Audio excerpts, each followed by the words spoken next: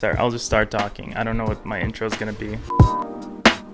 That's my intro. If you're watching this video, then you're most likely somebody I know personally, or maybe somebody on social media. Maybe you just randomly clicked this video just on YouTube or found my channel randomly, and in either case, welcome and thanks for coming. This is me.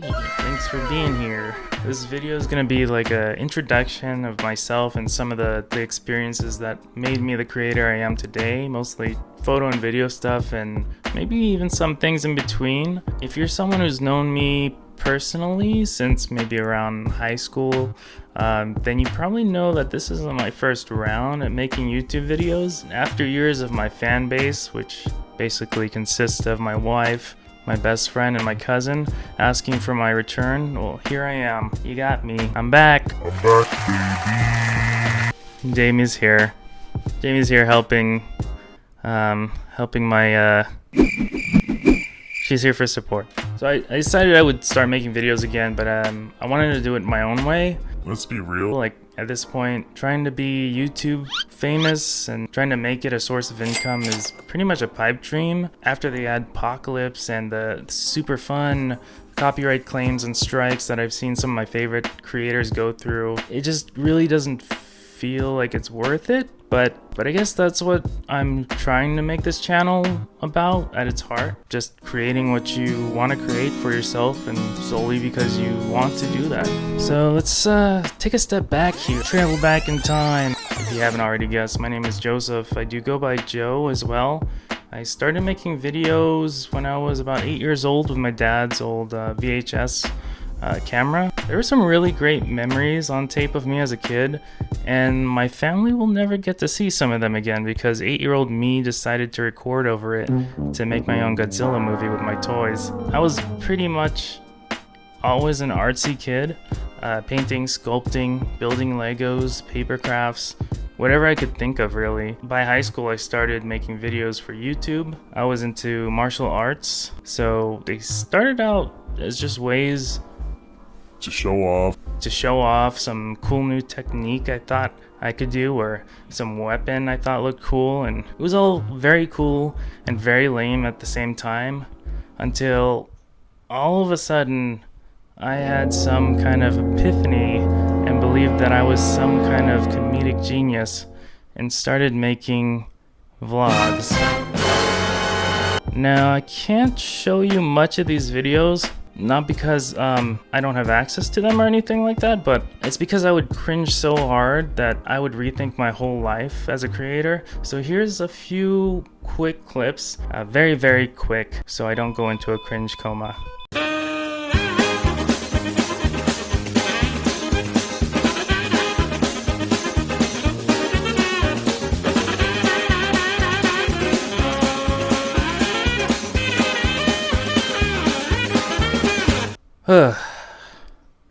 Okay, anyways, after high school I got into cars and of course taking pictures and making videos of cars. That was cool and all, but I was using like my iPhone 3 and a cheap mini like little camcorder my parents got me. It was 2011 and the photography fad was in full swing. I saved up as much money as I could and bought my first camera, the Canon Rebel T3i. Top of the line, right out of Best Buy, man. I remember when I first got that thing, I was like, I'm a f***ing pro, man. Watch out for this BBC, this big bulky camera. I feel like I should cringe at this part of my journey, but I can't help but feel super nostalgic for it. I was just a few years out of high school and Jamie and I were just dating for a few years at the time as well. I was barely learning how to shoot manual mode and how to edit photos.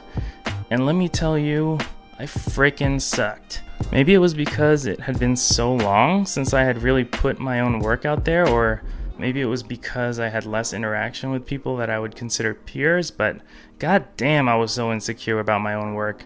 I would also maybe say I was afraid of criticism, but I wouldn't even go to seek it out.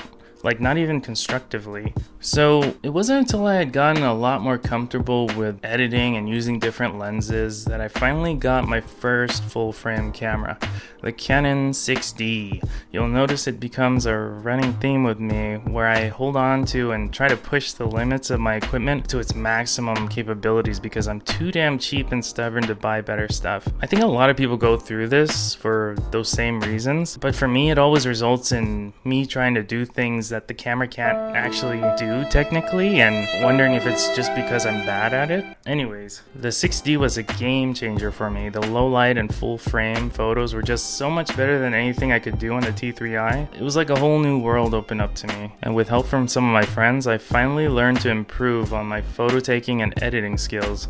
But shooting cars was just not enough for me. I had always wanted to shoot portraits, to shoot life and pictures that felt alive. And cars, as cool as automotive photography can be, just wasn't doing it for me. The thing with shooting people though, unlike cars, is they take a lot more actual interaction, you know? And your boy was shy. Your boy was a shy boy.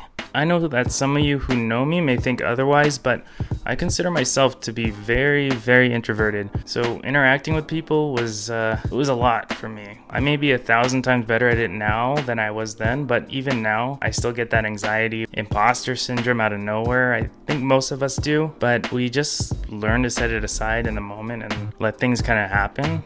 So I started out by just shooting some of my friends, people I was comfortable with or just barely comfortable with, enough to do like headshots or creative portraits, and then started working with models I met through Instagram, and then I'd get referred by them to someone else or someone who would find me. Before I knew it, my whole feed was just full of portraits of people, and I was pretty happy. It was a cool time. And then I picked up my A7 II for video and doing way more video work, and I made quick portrait videos that I called shookbooks, lookbooks, but shooken, and started doing music videos. This was a super experimental time for me. I put in some new effect or technique into every video I did. During all this, I was doing events and weddings too, but I'll save that for another video. I was also doing a lot of traveling, and I picked up a Fuji X70 and started doing a lot more street photography, and I also used it a lot for a backup when I was doing videos just to do portraits. I fell in love with street photography after seeing work from Robert Frank, Daido Moriyama, Henri Cartier-Bresson, I think that's how you say it, and also contemporaries like Eric Kim. And the X70 was just perfect for the quick run-and-gun street photography, especially while traveling. Super low-key, not a huge lens in your face, you know, like intimidating like a DSLR. After a while though, I realized that, especially with photos from my X70, I was editing my photos a certain way and I couldn't put my finger on it. This camera made me realize what it is. This is my dad's Canon AE1 program, which he bought brand new in Germany when he was stationed over there in the 80s. I shot a couple rolls of film on it over the last couple years and finally got it developed earlier this year. I was hooked. I was so dumb. I had been editing my photos with this specific look, and it was film. It was fucking film the whole time. Now Jamie and I have about 7 to 8 film cameras between the two of us, and we just can't stop.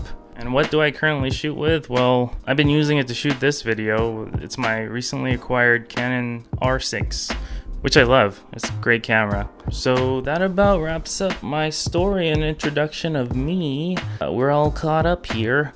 I'm planning on doing a few more videos and releasing them all about the same time once I announce my YouTube channel. So just so that there's not just this one video and there's other content for people to watch. Although this channel might be primarily for photo and video stuff, I'm also planning to experiment and make other types of videos. Commentary, reviews, definitely some videos with Jamie where we just laugh about stuff. So yeah, thanks for stopping by and hope you enjoyed the video and you just didn't click around or close it after the first minute. See ya. Bye.